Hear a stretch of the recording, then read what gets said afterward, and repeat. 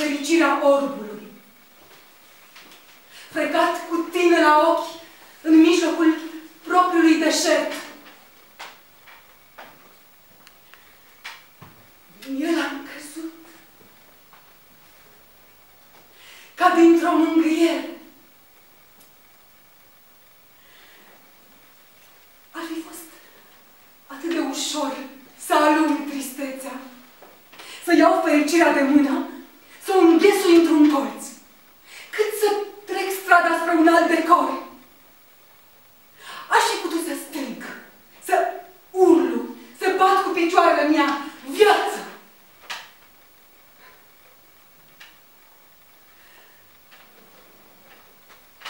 Mi-au pleznit buzele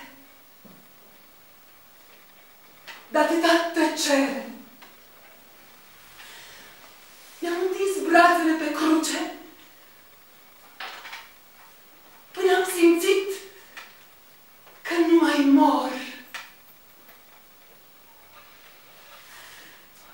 Ce să fac acum? Cu atâta zbor.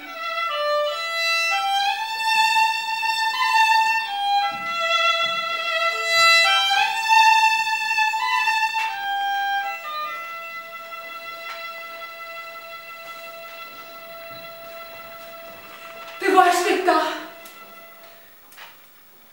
ploaie, până când rănile contorsionate vor lua forma șinelor drepte. Tăcerea lor va deștira cu ușurință greutatea marfarelor pline cu inimile mele în care am murit de atâtea ori. Fără să înțeleg.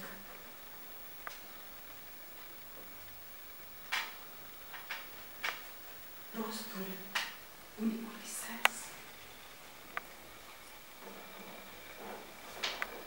Te voi aștepta în ploaie, cu toate îmbrățișările crescute, cu toate sărutările vândute urâtului.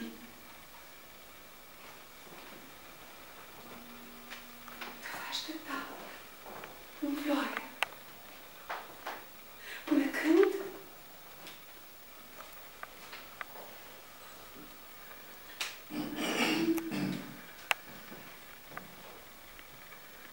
voi agăța pe singura speranță care nu ține umbră.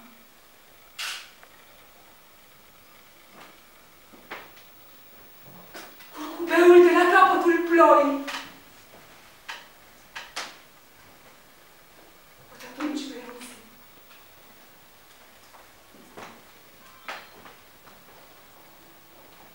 Liniștea care frânge picături de sudoare din spinarea cerului. Doar ca tu să vii.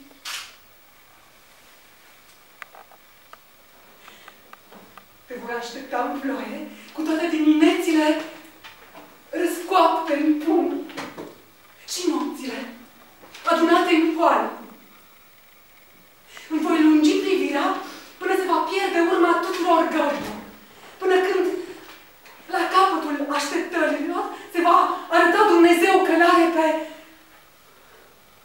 singura lacrimă rămasă în viață.